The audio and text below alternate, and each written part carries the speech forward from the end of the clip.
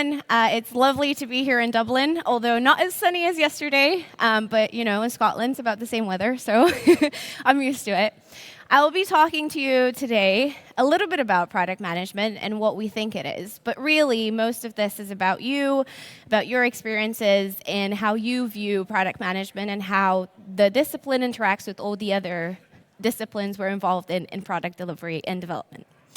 So we're going to have a few polls. And if you scan the QR code over there, you can start answering the questions. So the first question is, what is your product manager team structure? So I've seen teams that are, have one product manager, or they're like Uber teams of product managers that manage a lot of product lines with a lot of products in them. Which one of these are you? Right, interesting. Most people have 1 PM per delivery team. Some people have no PMs. Would you mind raising your hands? We can get a mic to you. Can you tell us a bit more about the people that don't have PMs and what your thought process is? Has UXDX changed anything today for you? Anyone want to raise your hand if you voted no PMs? Oh, I see it's going down. How is that going down? Is someone not being truthful? Anyone want to raise their hand for no PMs? No? It's okay. We're not here to shame you. I just want to know why you're here. Okay. Can we get a mic over to the gentleman in the third row? We're just in the process of introducing it, so... Okay, so you're moving to a product-led type of organization. Exactly. So how are you finding it?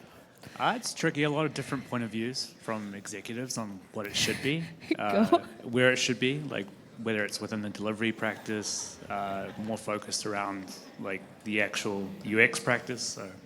Yep. And how are the teams involved in it finding it? Do you have anyone like in project management that's a bit fearing for their job, or? a little bit. We've structured it like with pillars within project management in a sense. So we're gravitating a few of the project managers into the product delivery world. Cool. And one more question for you. What is it that made your leadership and your teams decide to move to product-led? We've been so successful with it on particular parts of the business that I've been working on, and it's been something I've pushed for a very long time. And I think It's just, they're starting to see that sector of the business grow quite exponentially. So, awesome. It's good results. Amazing. Thank you so much. Does anyone else want to contribute? Do you have any other thoughts? Like, how has your journey been? I can see there are a lot of people that have 1 PM per delivery team. How is that working for you? Is it productive? Is it not? Do you want to share? We have another person in the third row. The third row seems to be on fire today. Thank you. So 1 PM per delivery team, and I've had that in a number of jobs now. I'm a user experience designer, so Awesome. I've either sat 1 UXer per delivery team, or, as is the case right now, 1 UXer across anything and everything and anything that's needed.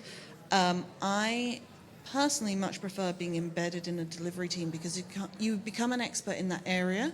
Yep. But I do think you need to have a cycle for delivery teams so they don't get bored as well and they stay productive and entertained in what they're doing. Yeah. And have you had any experiments where you've kind of like tried to mix up the number of product team members? Or like has it just been, oh, well, it's working. If it's working, we'll just keep on going? I've definitely had an experience where we had 1 senior, 1 junior. Mm-hmm. And that was quite fun because you could see the junior growing literally like day by day, taking over more of the responsibilities. And then you'd often find the senior would move on to something else and be able to look at other stuff. So it's really efficient. Yep. But I've also seen that being really taxing on a PM. So yep. Yeah, it's hard to speak because obviously I'm not a PM. Yeah. Sometimes an outside perspective is really good, though. On that note, does anyone here have an APM, so Associate Product Manager scheme at your company?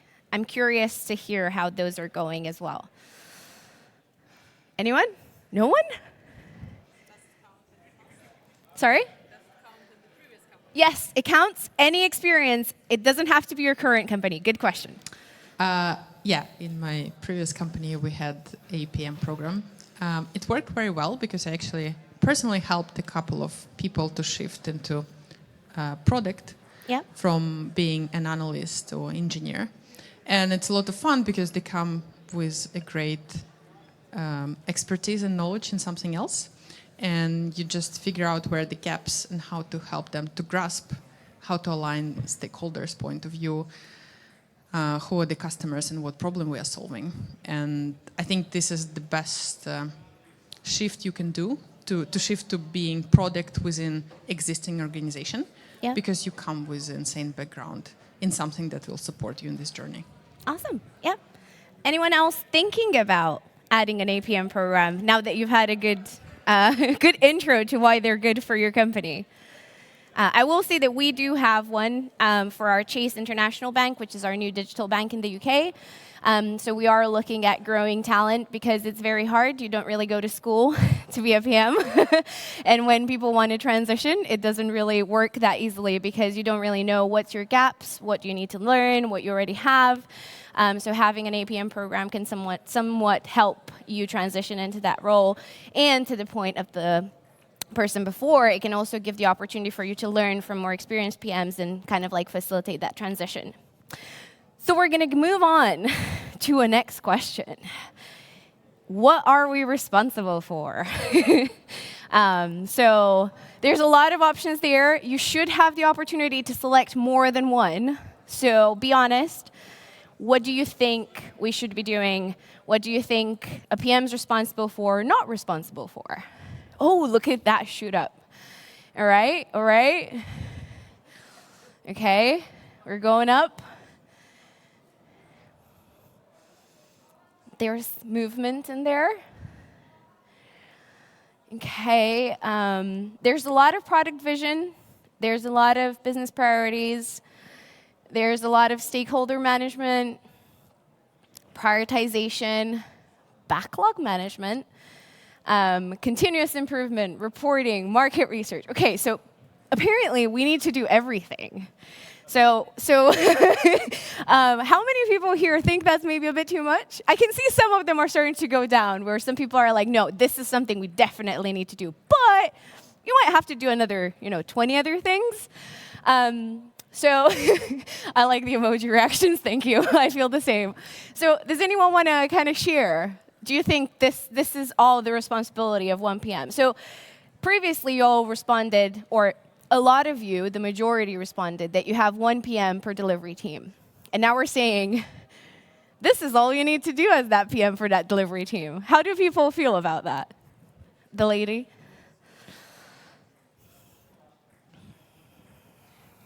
I think most PMs they're kind of flexible. And it all depends on maturity of your team. So if your team is very good and on top of discovery, then probably you will be focused mostly on delivery or like on stakeholders, on strategy. If they're bad with discovery, you will focus there. If you don't have analysts embedded in your team, you will start doing some experimentation and learning data and so on. So it really depends, again, where the gaps are. And we always need to wear different hats in order to make this team successful. And you're not always getting all the resources you need right here, right now, until you prove that your team is delivering something great, right? So that's why we end up with all of that. And our T-shape is actually super long? Stretched. Yeah, exactly. So how do you think, and this is not just for you, it's for everyone here if you would like to share. So how do you think that balance and that morphing needs to happen? So if we're saying, actually, you need to know how to do all of these to some extent because one day you might need to do it, how do you then hire for these people? How do you know what type of people need to be in that role? And are you literally giving someone a job description that says, beware, you might have to do one of these 100 things at one point in the next 90 days or 60 days or 180 days? Like, is this fair? And is this something that's in those job descriptions? Are we telling people ahead of time, this is all we expect of you?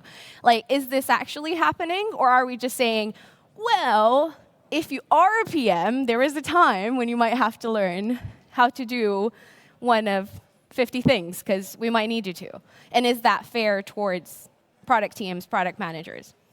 I saw you smiling.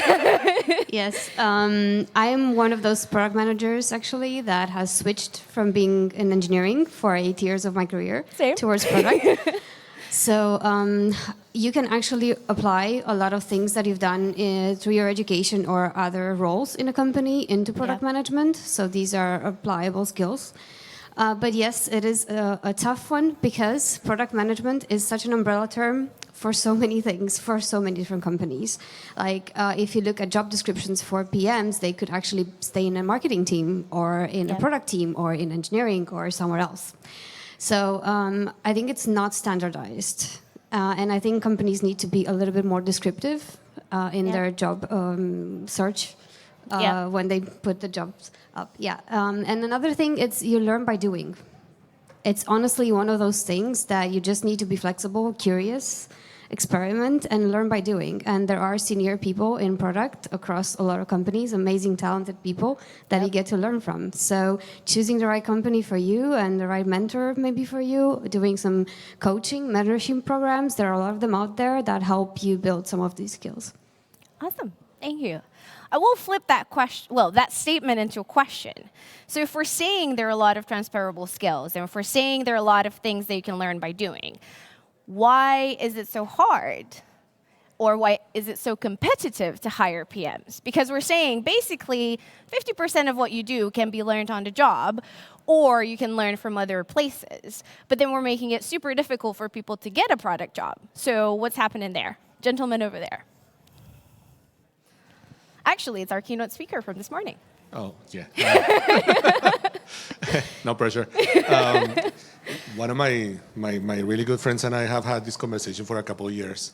There is a lack of consistency in whatever you call product management as I don't know what it is, like design is a craft, engineering is a practice. Yeah. We have principles on both sides that are scientifically, based, but product management takes many flavors. And since the schools, or I don't know if it's schools or education or industry, doesn't have those standards, then you get a disparity in same practitioners in the same company. Yep. Awesome. Thank you. Oh, here we go. I think you asked a very important question, which is very close to my heart. That's why I raised my hand again, sorry. This girl on the first row again. I think PMs, as you mentioned, they're like super curious and they're super flexible. So often they don't want to do the same thing. Yeah. And many companies, they hire you on a track record. So if they feeling the shoes of, I don't know, developer experience platform product, they want to look for someone who has done it in the past. Yeah. But PMs often they want to do a new challenge. Yeah. So they want to be hired on potential, not on the track record. And we end up that company is looking for someone who has done it, maybe several times and successfully. Yeah. But I don't want to go there because that will be the same challenge. I want to do something bigger, broader, bolder, and we end up again with a competitive landscape and bigger ambitions. No, that makes sense. Thank you. We're going to move to the next part, and this is contentious. What's a UX researcher responsible for? We've moved from product to UX research. So if all of us as PMs do a lot of the previous things, what is research responsible for? Okay, market research, it's in the name probably. Although I would debate some of market research is marketing, but some of it is combined. Customer interviews, solution validation, reporting. Can someone expand? Because I'm not entirely sure if we're talking about the same kind of reporting. Who voted reporting? I want to know why you're saying that reporting is the UX researcher's job. Do you mean in terms of reporting results of the research, or do you mean reporting as in reporting product success? I put in reporting as reporting your findings. I'm blinded by the light and I cannot see you. Yes, okay. But yeah, because there's really no point of you doing research if nobody in your organization knows anything of it. Yep. So I think that's a key responsibility. Yep, okay. Thank you for the clarification. How about idea prioritization and product vision? Does anyone want to share their thoughts? we have the lady in third row. Don't apologize. I also have a problem with putting my hand up too many times. I don't call it a problem. It's, good practice. It's like keeping active. Yeah, it's exercise. I also got hooked on that and completely forgot the question. I'm so sorry. Sorry, it was around the prioritization, product vision, Oh, yeah. what your thoughts are. Yeah, so as a product designer, we tend to get a bit obsessed about our product. So it kind of stands to reason that we would have a vision for where that product needs to go. Hopefully we also understand our business's kind of priorities and strategy and how that fits in, but not all the time. Sometimes we just like to go on a whim, and we're led by the users where it takes us. That sounds so poetic. Sorry. Yeah, I like to think of my job as better than it is. No, I'm kidding. I love it. So yeah, it just kind of all flows into one for me. If you're feeling passionate is such like a glib word to use. There's another word I'm looking for, but like you're enabled in your job to really get into what you're doing, then you should naturally have ideas and thoughts and drive for any segment and kind of stick your nose in, even if it might not be your official job title. Yeah, awesome. All right. Designers, what do they do?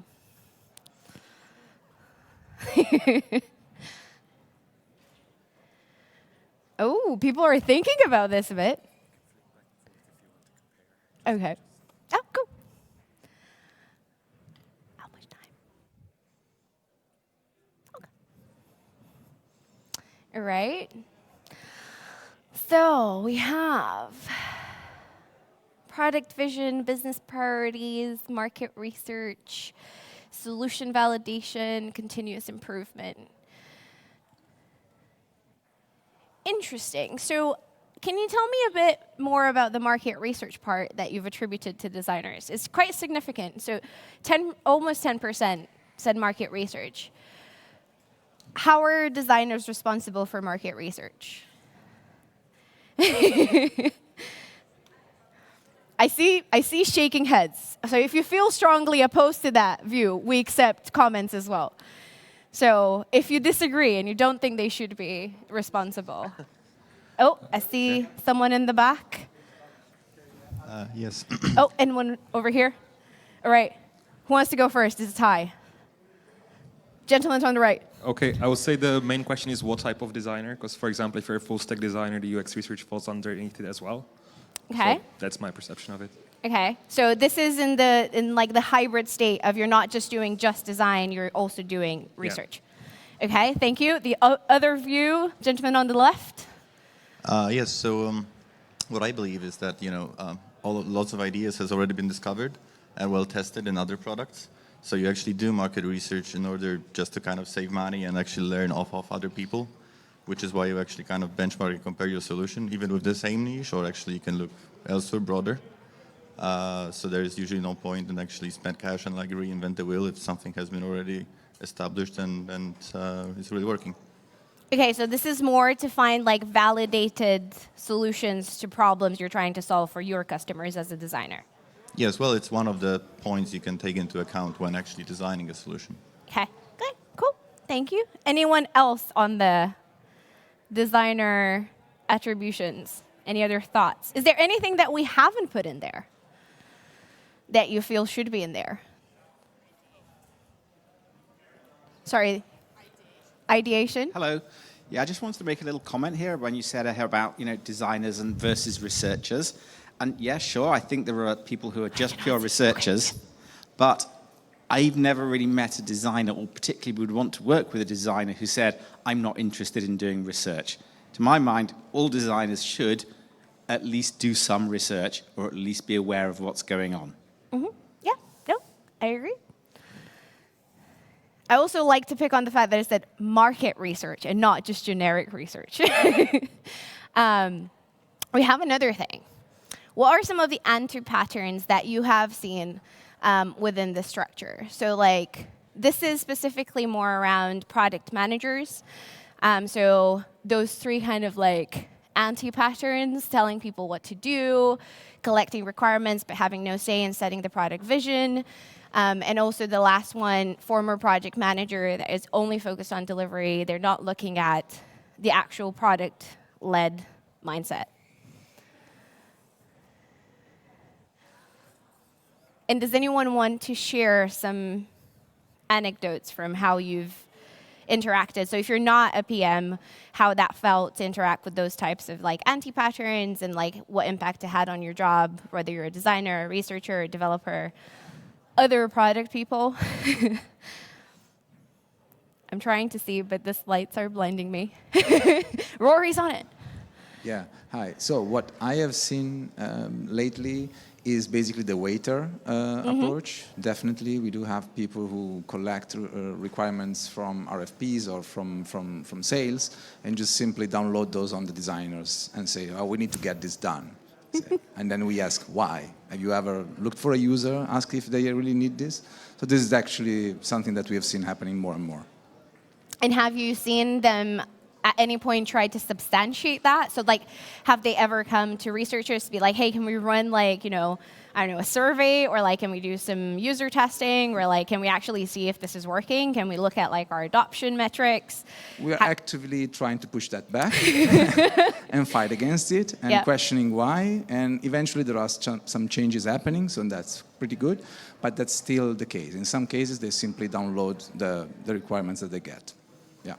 And have you seen any kind of like results from the customer side? So have you seen like any impact coming back from them doing that? So like, I don't know, disappointment or frustration from your customers? Like, is there anything coming back like through the journey back to them being like, hey, this is not really okay?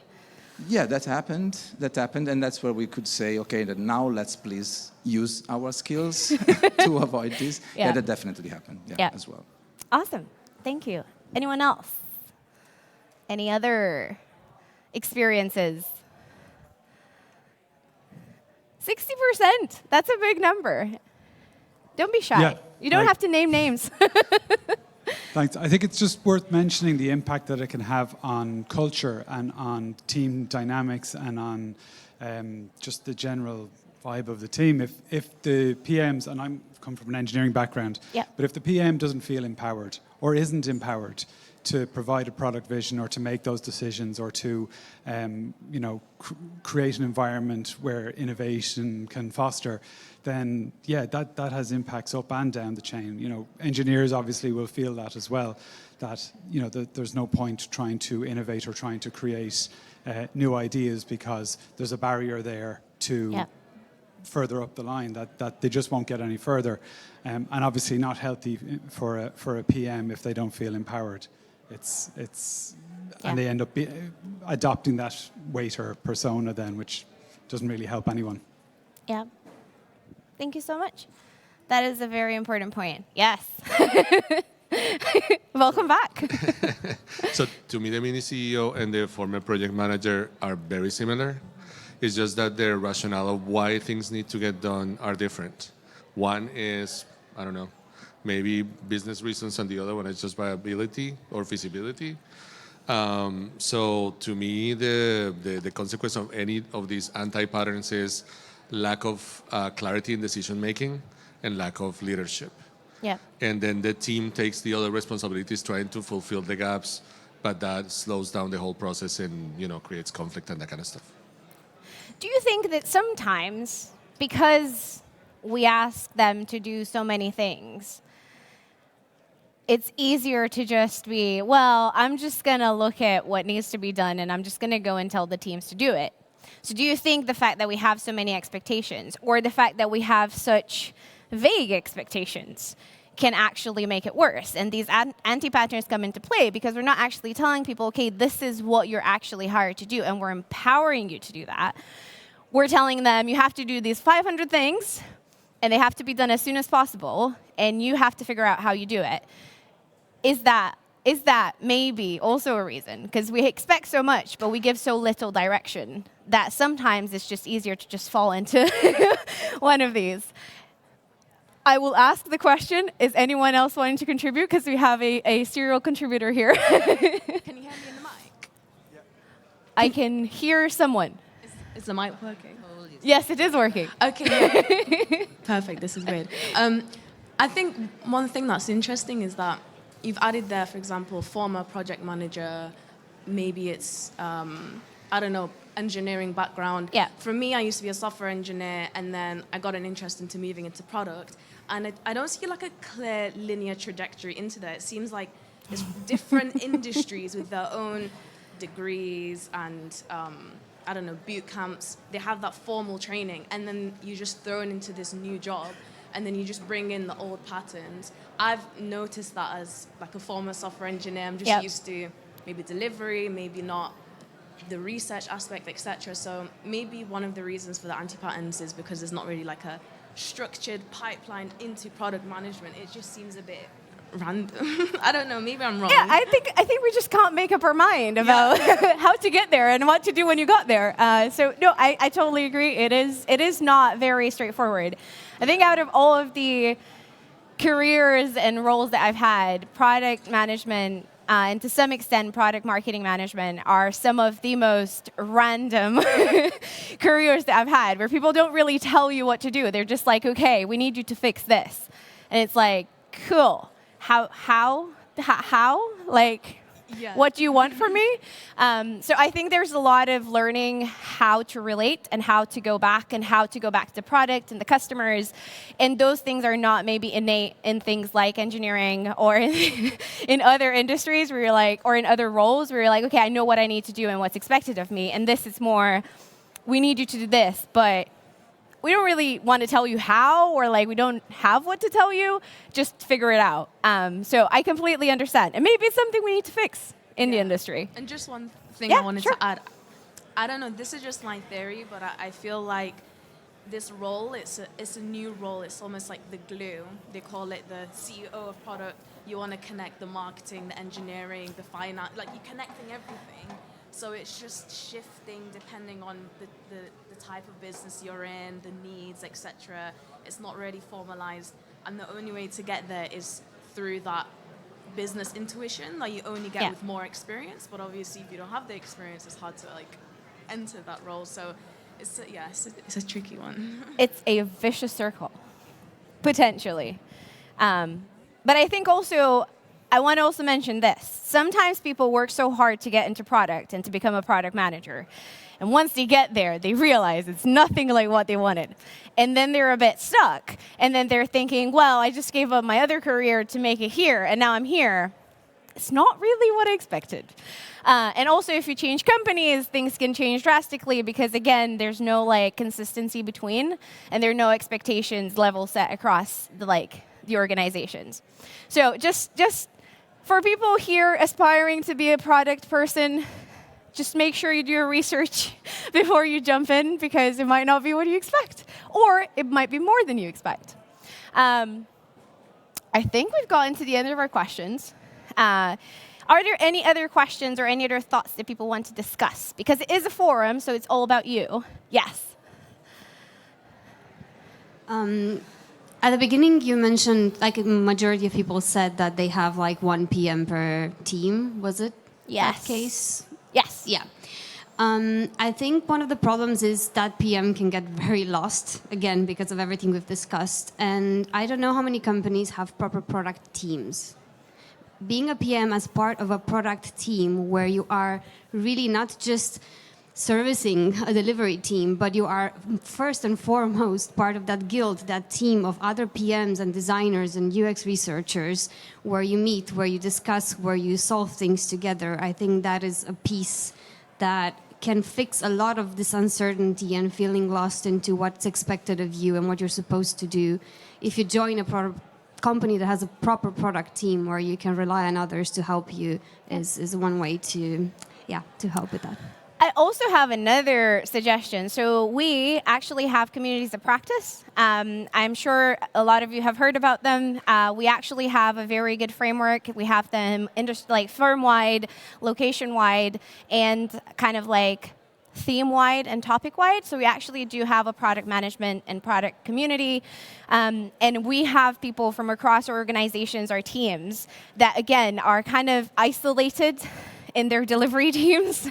But we all come together and we discuss. Some people have physical products, some people have digital products, some people are senior PMs, some people are junior PMs.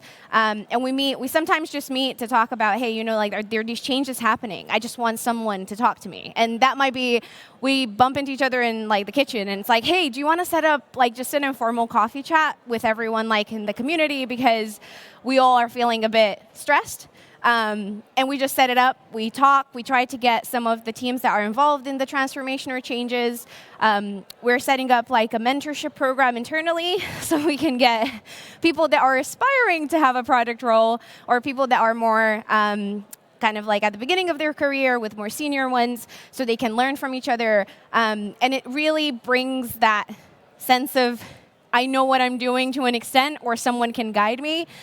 We do things like roadmap sharing, so like people bring their roadmaps and we just kind of like discuss what you're trying to achieve with it, like how many types of roadmaps you have, because some people have 3 or 4 depending on their stakeholders.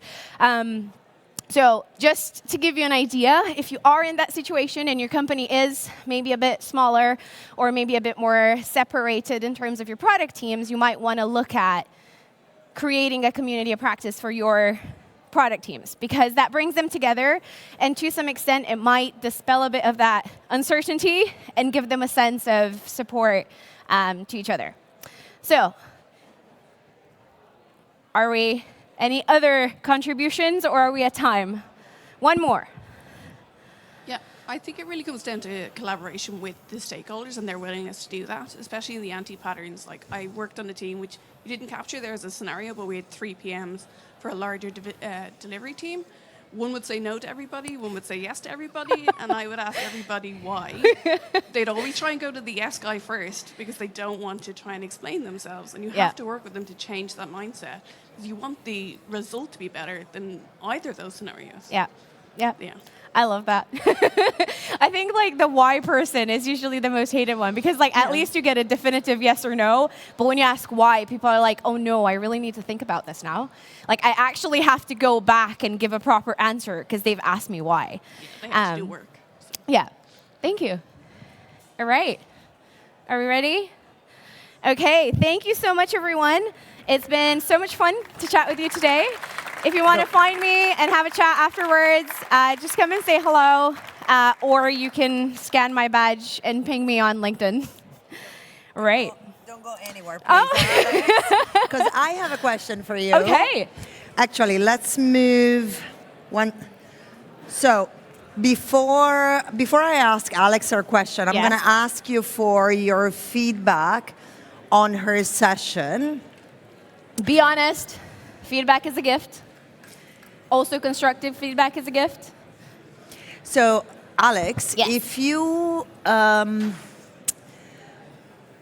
you gave plenty of different, angles, if you will. If you were to rule your world, I know, dangerous proposition. There would be a lot of unicorns in it. Yes, there would be a lot of unicorns, I'm sure.